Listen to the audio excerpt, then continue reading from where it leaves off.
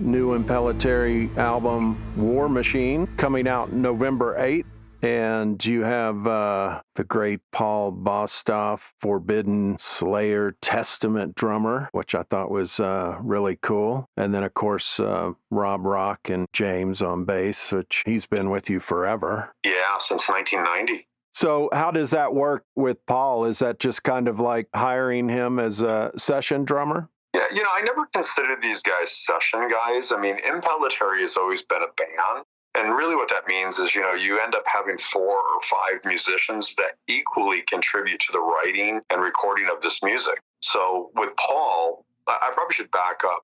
I mean, we are notorious for being like Spinal Tap with our drummers. With Paul, I basically was looking for a drummer that could play the really fast double bass stuff, could play the really intricate fills, but also someone that played who had a really heavy feel, almost in a way, a technical John Bonham, if you will. And so basically we looked at a bunch of drummers, some very well-known names, and we ended up calling Paul. Fortunately, he was available and he was really into the band. He actually knew about us. I didn't realize I guess he said his band Forbidden, was on one of the subsidiary labels to our label, like when we first came out. So he was well versed with us.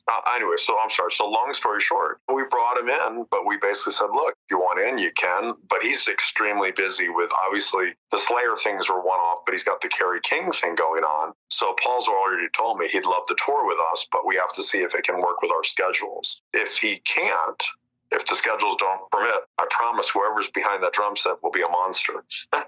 Yeah, I think Forbidden was on Combat, which didn't Relativity buy that or something at some point? Yeah, that's right. I believe it was the owner of Combat or 50% owner owned Relativity. And Relativity, that was a label. They signed me, they signed Steve Vai and Joe Satriani at the same time. I remember talking to them about, well, what do you guys do outside of this? Because I'm a metal guy, not an instrumental guy. And that's when I kind of learned about Combat. But I ended up on Relativity, not Combat anyways. Do you tour the States? We're going to on this record, yes, finally. We've been touring solely Japan and continental Europe, specific places in Europe, for years. And it wasn't by choice. And I apologize because we know we have a lot of people in the United States that seem to like us for some reason, right? And so unfortunately, we've not really been able to reach them. And it really was no doing of our own. It's just in Japan, we're playing arenas. Some places in Asia, we play stadium kind of stuff. And we come to America, and most of the promoters are like, you're a risk, because they don't know if we could put in 5,000 people or 5 people, in a venue. So it's been very challenging to convince the promoters to take a chance, basically, to do a tour with us. And I understand. And so I heard some of the songs of Power Grab, and of course, as always, your killer riffs and blazing solos, amazing vocals, and of course, drums are just mind-blowing. But I liked Out of Mind with that Blackmore vibe on the main riff. You're absolutely right. I'm glad you said that. So when I played the song, it was funny. Where you said Blackmore, it does remind me of his song Burn very much. It sounds like a much more extended version. But I have to be honest, when I wrote it, I had no intent. It wasn't like, hey, let's try to do a Burn song. It was funny. Wrote the song not thinking. And it's interesting, too, because it kind of probably shows, not kind of probably, that's not proper English. It definitely shows what influence can do to you subconsciously, right? Because Blackmore was a huge influence on me. And over years as a child, you become, it becomes like a sponge effect, right? You just listen so often and it trains you to play a certain way and you develop muscle memory. So you kind of go to certain tight progressions often. And I think when I got done with it, I went, oh, this is really cool. And I definitely thought, oh yeah, this totally reminds me of Blackmore. Although when I sit down and play the riff is completely different. But it definitely has that vibe, like, hey, it's 2024 version of it. Also, one of my favorite songs on the record. When we wrote the lyric, we wanted to write an anthem for our fans, something that celebrated heavy metal. Because in the world right now, there's a lot of darkness. We wanted to think, how do we reach our fans with a message and a celebratory song that kind of shares the experience of when we play concerts, or when they go to concerts, and it's euphoria. It's a great feeling, all for one for all. You're probably always asked on your influences, and some I definitely hear Al Di Meola, and of course all the classics that you'd think of. But Was there like a first guitar player that just made such an impact on you that it kind of changed the direction of your life? Yeah, that would definitely be Eddie Van Halen. The first record I ever got and the first concert I ever saw was Kiss. It was their Destroyer tour, and I just loved it. I thought it was great. And that was more the part of, oh, it'd be great to be in a band and perform. I don't know, it was really exciting.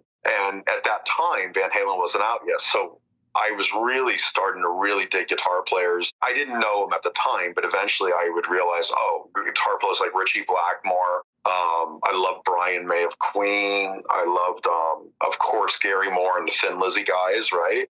That was huge on me. But when Van Halen came, and it was funny because when I first heard the first song from Van Halen, this girl, I remember she was really cute and she was really fun. We hung out. She turned me on to Van Halen. And I remember when I first heard it, I was like, what's so great about this? It was Running with the Devil. I go, it sounds okay, but I think Gary Moore's better. And then came I'm the One. This is actually before I heard Eruption. I was like, oh, that's incredible. What is this guy doing? And then, of course, I heard Eruption. And then I was just like, oh my God, this is incredible. And it made me want to be a better guitar player. It wanted me to explore the instrument, right? And it made me realize there really are no boundaries. You know, find your voice and use the instrument as an expression, but don't conform to any rules, which is what I think Eddie did. You know, he invented his own kind of technique. And so Randy Rhoads comes right after that. I'm sure he was huge right after that. Absolutely. I think though with Van Halen, so I was still taking guitar lessons. I was learning music theory. I took lessons for like 4.5 or 5 years, like every week. And I had a great guitar teacher. And the guitar teacher was into more guys like Pat Metheny and jazz guys, but he was just a great player. And I remember after Van Halen, I was like, especially when I heard some of his technique, I had to learn what was he doing, what was his source. And then some people turned me on to stuff like Al Di Meola and John McLaughlin. And I was like, oh my gosh. And at that time, this is where I was being exposed to Randy. I actually saw Randy play live. And I remember what really hit me with him was Mother Revelation, where all of a sudden I heard harmonic minor being used in a metal context for the first time. I mean, Blackmore had done it, and so did Uli Roth, but this is a little bit darker in tone. And so Randy was another huge influence. The solo, I think one of my favorite solos he did was Mr. Crowley. I know Randy, I read an interview where he said that he was influenced by Eddie, but do you have any thoughts on kind of comparing the two?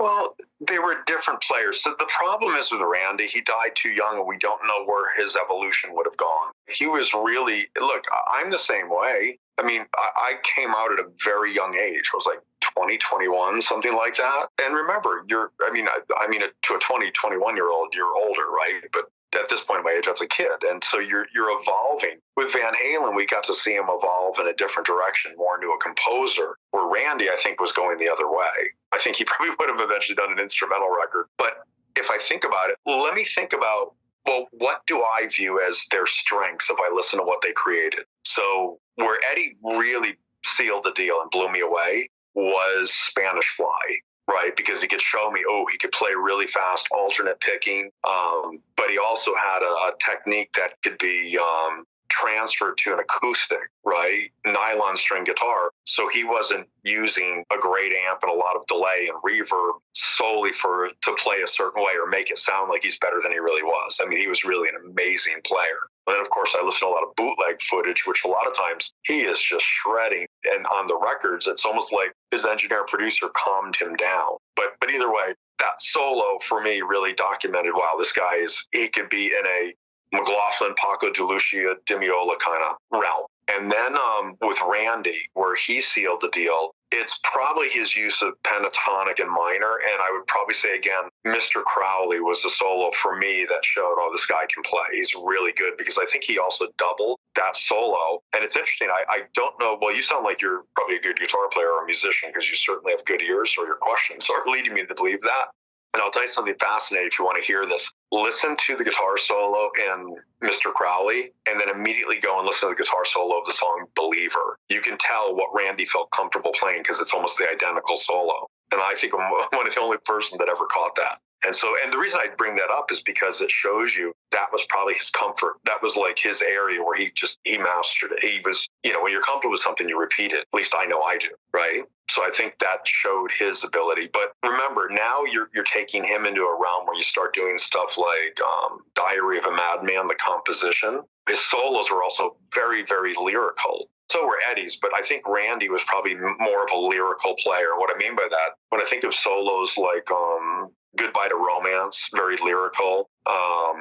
Even Flying High Again, it's almost a kind of solo where you could kind of hum it or sing it, right? So with a solo like I'm the One, though, with Van Halen, that's not something you're humming or singing. No, you're more amazed, right, by the technique. But it's hard to say one or the other. I think in their prime, that's the best way to do it. You have two records from Randy that are ones we're benchmarking, which are Blizzard and Diary. And then you've got the first two Van Halen records. And then at that point, he becomes this inventor, like what he does with Mean Street, right? The tapping. So that's it. You kind of got me in the middle here. Yeah, I'll tell you a funny story. In 2000, I think it was 2010 through 2012, Sony Music in Japan, they wanted to put together this, it's kind of like what they called a super group. It was very interesting, strange at the same time. It was based on playing heavy metal versions of anime music. And so they put this band together with me, Rudy, Sarzo, originally it was Scott Travis from Judas Priest, and this guy Mike Becerra. And the first show we played, I think we played an 18,000-seat arena. And I remember getting up on stage and we're playing. I remember looking over at my right shoulder and there's Rudy playing with me. And I'm like, man, I remember when I must have been in 10th or 11th grade in high school, seeing Ozzy Osbourne with his band, Rudy Sarzo on bass and Randy Rhoads on guitar and Tommy Aldridge on drums. And I think it was Don Airy on keyboard. And I'm laughing as I'm playing, It's like I'm looking at my right shoulder going, how did I end up on stage with this guy when I was just at an arena watching him with Randy, We used to talk a lot about Randy privately. Any cool stories? Oh, he had great stories. A lot of stuff I don't think he really shares. Randy was just a cool dude. Yeah. Amazing. But one thing Rudy always told me, he goes, he always used to say, oh, Randy would love your playing because, I don't know, he just always said that Randy was just such a guitar enthusiast. I don't think he cared about being a rock star, even though he became one, right? He was really a musician. And Rudy always said he was really humble. He loved to learn and play and educate himself. Again, he made a lasting impression on the world, especially in heavy metal, right? So he's always going to be a character that people will talk about, but and if you look at someone that stayed a long period of time for most of his adult life was Van Halen, he went in a different direction. The guitar player with Sammy Hagar was completely different than the guitar player on the first two Van Halen records of David Lee Roth. One was this crazy shredder, tone, everything was insane. But by the time he's doing the Hagar thing, I don't know if he just got tired of doing it, or if he just became focused on being a good composer, and it almost became more of a pop song composer. The solo seemed to become second. It just didn't seem to be that important any longer. For Randy, I have a feeling the guitar probably would have become even more important.